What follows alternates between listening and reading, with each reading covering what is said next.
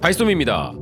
올 한 해를 정말 완벽하게 마무리하는 경기를 한 이강인 선수와 파리 생제르맹입니다. 리그 14위 FC 메스는 파리를 상대하는 많은 팀들이 그렇듯이 철저한 수비지향적 축구를 들고 나왔고, 니스와의 선두 경쟁에서 굉장히 중요한 이번 경기에서 팀의 답답했던 공격의 혀를 뚫어준 것은 다름 아닌 이강인 선수였습니다. BBC를 비롯한 현지 매체들이 이야기하듯이 이강인 선수가 리그 2호 도움으로 비티냐의 선제골을 도운 장면은 오늘 경기에서 가장 결정적이었는데요. 올 시즌 맹활약 중이고 이강인 선수의 패스를 선제골로 연결하는 멋진 침투를 보여준 비티냐 역시 이강인 선수의 결정적인 패스에 대한 화답으로 골을 넣자마자 바로 이강인 선수를 가리키며 세레모니를 하였습니다.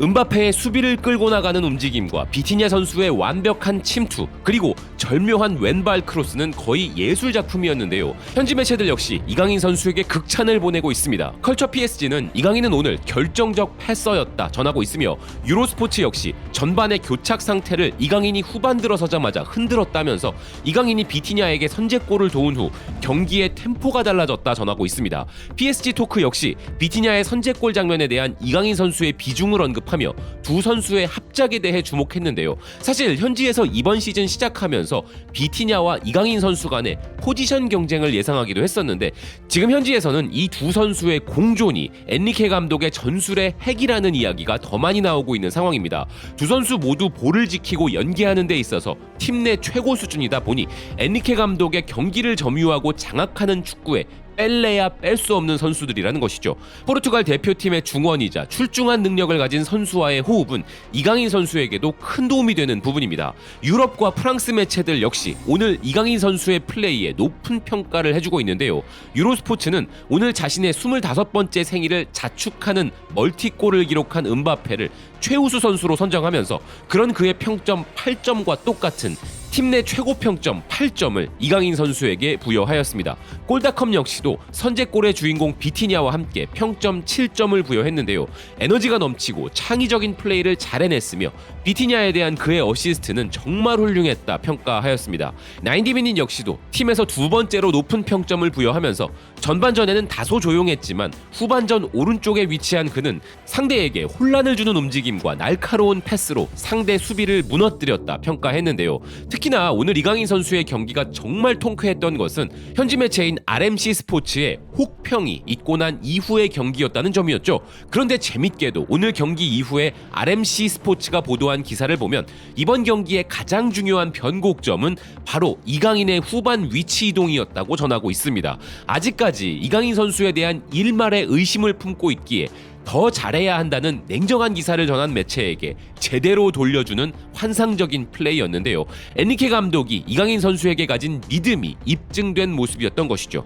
엔리케 감독도 참 고마운 게 경기 전 인터뷰에서 이강인 선수에 대한 의심을 가진 매체들에게 자신이 가지고 있는 확신을 재차 보여주었는데요. 스페인 라리가를 보지 않는 사람들은 잘 모를 수도 있지만 이강인은 높은 수준의 선수라면서 한국에서도 슈퍼스타라고 했던 그는 팀에서 이강인은 정말 중요한 선수이며 오른쪽, 왼쪽, 중앙, 때로는 가짜 9번까지 소화해낼 수 있는 최고의 기술력을 갖고 있고 수비까지 뛰어나며 팀을 위해 자신을 희생하는 선수로, 자신의 팀에 이런 선수가 있다는 것은 정말 좋은 일이고 여기에 재미있고 친절한 성격까지 모든 것을 갖춘 선수라는 극찬으로 이강인 선수에 대한 비난에 반박하여 완벽한 쉴드를 쳐준 바 있었습니다.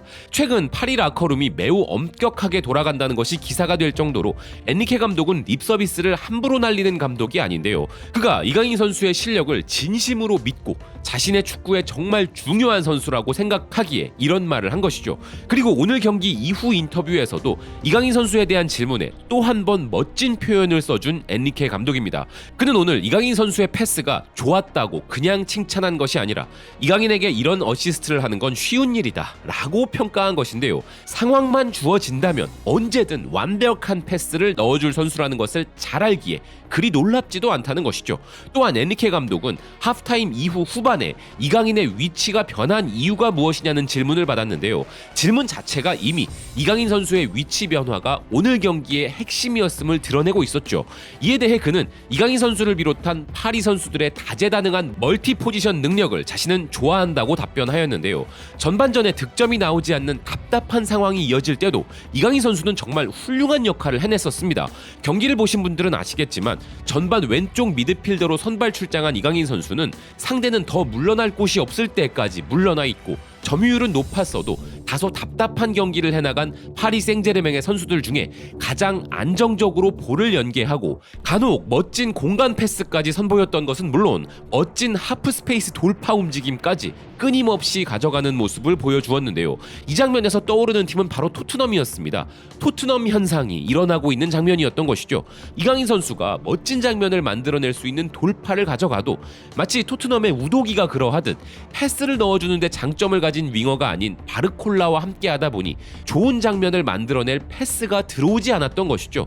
이는 마치 손흥민 선수가 중앙에 있으면 패스를 넣어줄 선수가 없고 밖에 나와서 그 패스를 직접 연계해줘야 하는 상황이었던 것인데요. 중앙지향적인 것을 좋아하는 음바페는 중앙으로 가버렸기에 이런 부분이 더 도드라지는 상황이 전반 내내 연출된 부분이 있었습니다. 그러나 이강인 선수가 오늘 경기에서 맹활약한 후반전에는 우측 공격 자리에서 좋은 활약과 좀 더 직접적인 공격 포인트를 노릴 수 있는 플레이를 선보였는데요. 우리 대표팀에서도 그렇고 모든 공격 포지션 소화가 가능한 이강인 선수지만 이 자리가 이강인 선수에게 더 적합해 보였습니다. 그리고 오늘은 팀의 우측 공격수인 덴벨레의 햄스트링 부상으로 인한 공백을 이강인 선수가 잘 메꿔준 부분도 컸는데요.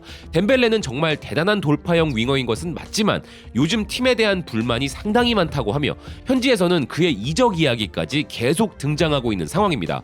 음바페라고 하는 절대적인 존재에 비해 자신이 밀리는 부분과 엔리케 감독의 끊임없는 전술 변화에 대한 불만 등으로 내년 6월 이적할 수 있는 그이기에 현재 프리미어리그와 사우디리그의 두 팀 정도가 그를 노리고 있다는 소식입니다. 사실 그가 파리를 떠나주는 것은 이강인 선수에게도 나쁘지 않은 소식이죠. 이강인 선수가 우측에서 뛰기 위해서라도 그가 좀 떠나주면 어떨까 하는데요. 그 이유는 그냥 이기적인 선수라는 수준을 아득히 뛰어넘어 이기적인 것이 당연한 그 누구도 뭐라 할 수 없는 음단장의 존재 때문입니다. 일반적인 선수가 음바페처럼 행동한다면 감독이 바로 쫓아내버리겠지만 음바페의 개인 플레이는 세계 최고이기에 그 누구도 말할 수 없는 것인데요. 그런 관점에서 볼 때 그를 중심으로 돌아가는 파리라면 그저 그를 보조하는 좌측 미드필더보다는 우측이 나을 것이고 이강인 선수와 비슷한 돌파형 윙어인 덴벨레보다는 플레이메이커이자 패스와 지능적인 플레이에 능한 이강인 선수가 그 자리에 위치하는 것이 팀의 밸런스적 측면에서 더 잘 맞을 것 같기 때문이죠. 음단장이 계속 파리를 떠나지 않고 지금과 같은 전술이 유지된다면 말입니다. 이를 엔리케 감독 역시 너무나 잘 알고 있기에 우측에서 팀의 공격이 필요할 때마다 이강인 선수를 중원에서 우측으로 이동시키는 것인데요. 이강인 선수의 멀티 포지션 소화 능력은 큰 자산이지만 자신의 포지션이 정확하게 정해지지 않았다는 사실은 현지에서 아직까지 이강인 선수에 대해 정확히 판단을 내리기 어렵다는 말이 나오게 만드는 부분이기도 하죠.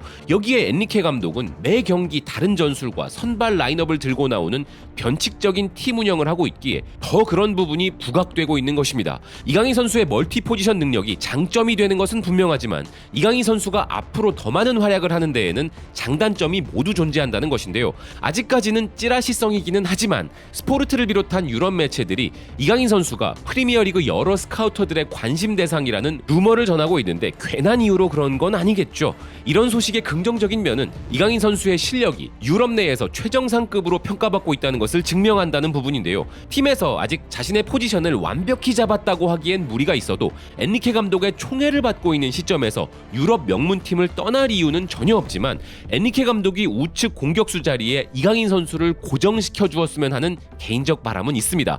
오늘 경기의 가장 큰 화제는 25번째 생신을 맞이하신 회장님, 우리 음단주님의 자축 골 퍼레이드와 특히나 엄청난 슈퍼골이었는데요. 이 부분에서 오늘 이강인 선수의 사회생활이 참 빛났던 것도 재미있었습니다. 오늘 음바페 골 장면 어땠냐는 프랑스 국뽕스러운 질문에 이강인 선수는 단순히 그게 멋진 골이었다고 말한 것이 아니라 음바페의 이런 모습은 우리에게 익숙한 장면이라고 답변한 것이죠. 이강인 선수의 이 발언은 현재 프랑스 국민들의 국뽕을 부채질하며 음바페의 골에 대한 최고의 찬사로 퍼져나가고 있는데요. 해리케인이 잘할 때마다 손흥민 선수에게 칭찬받아내려고 질문하던 과거 영국 매체들을 보는 것 같아 흥미로웠습니다. 뭐 지금은 그 대상이 메디슨이 되었지만 말입니다. 그런데 사실 자국 국뽕에 힘이 실릴 정도로 손흥민 선수와 이강인 선수의 존재감이 각각의 국가에서 크다는 점은 나쁘지 않은 것 같긴 한데요. 지금도 너무너무 잘하고 있지만 2024년에는 더욱더 팀 내에서 확고히 입지를 다지는 이강인 선수가 되었으면 하는 바람입니다. 시청해주셔서 고맙습니다. 또 뵙겠습니다.